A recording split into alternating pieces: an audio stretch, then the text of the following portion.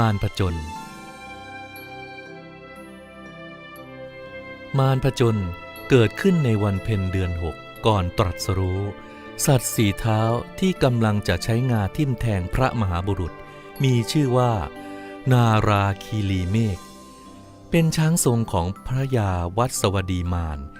ซึ่งเป็นจอมทัพเหล่ามารแม่พระธรณีผุดขึ้นมาจากพื้นปฐพี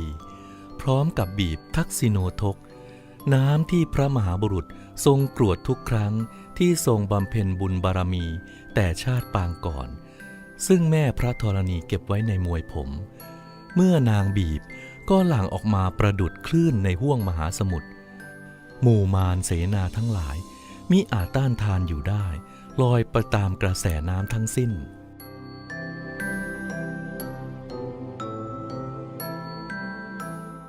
เมื่อพระมหาบุรุษทรงชนะมารแล้วทรงเริ่มเข้าฌานหรือบำเพ็ญสมาธิให้เกิดในพระทัย